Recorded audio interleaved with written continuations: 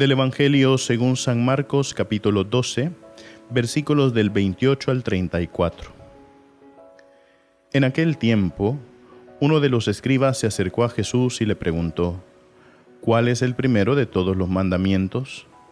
Jesús le respondió: el primero es: Escucha, Israel, el Señor nuestro Dios es el único Señor. Amarás al Señor tu Dios con todo tu corazón, con toda tu alma, con toda tu mente y con todas tus fuerzas. El segundo es este: amarás a tu prójimo como a ti mismo. No hay ningún mandamiento mayor que estos. El escriba replicó: Muy bien, maestro. Tienes razón cuando dices que el Señor es único y que no hay otro fuera de Él. Y amarlo con todo el corazón, con toda el alma, con todas las fuerzas, y amar al prójimo como a uno mismo, vale más que todos los holocaustos y sacrificios. Jesús, viendo que había hablado muy sensatamente, le dijo: No estás lejos del reino de Dios. Y ya nadie se atrevió a hacerle más preguntas. Palabra del Señor.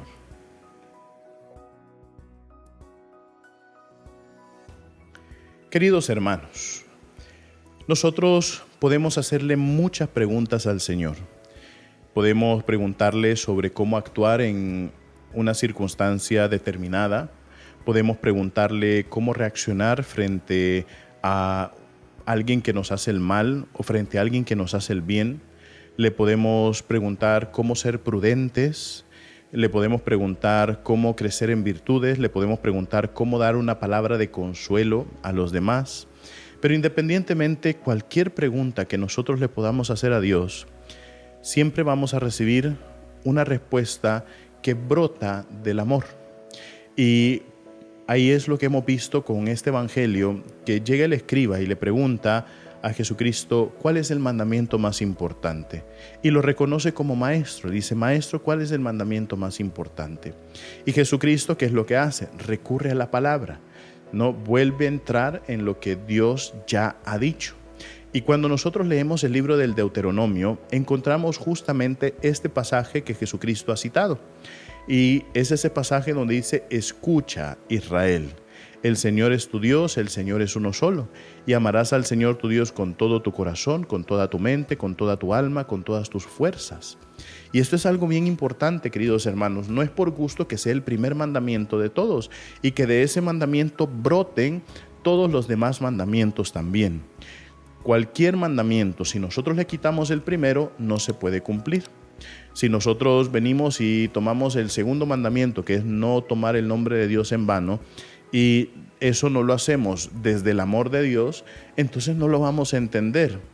Y lo mismo con los demás, y podríamos ir desglosando todos los mandamientos, y al final lo que nosotros veríamos en los mandamientos, si le quitamos el primero, es simple y sencillamente una serie de reglas sin sentido, ¿no? Porque ¿qué es lo que me impide a mí santificar las fiestas? ¿O qué es lo que me impide a mí robar? ¿O qué es lo que me impide a mí mentir? ¿O qué es lo que me impide a mí desear el bien del prójimo?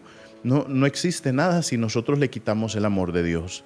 Y es por eso, queridos hermanos, que este es el mandamiento más difícil de cumplir, porque nos compromete todo nuestro cuerpo, compromete toda nuestra alma, compromete todo nuestro espíritu, compromete toda nuestra vida.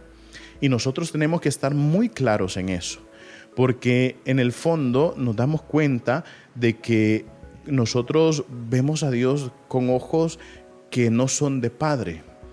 Y ahí es a donde yo siempre he repetido y he dicho muchas veces: nosotros tenemos que ver a Dios como aquel Padre amoroso que siempre está con nosotros, pero para poder llegar a ese punto, nosotros tenemos que sentirnos como verdaderos hijos de Dios. Si yo no me siento como un verdadero hijo de Dios, difícilmente voy a tratar a Dios como Padre. Por eso pidámosle, queridos hermanos, a Dios Todopoderoso, que nosotros también siempre podamos crecer en el amor a Dios día tras día. Recuerden, mis queridísimos hermanos, nosotros somos lo máximo para Cristo. Así sea.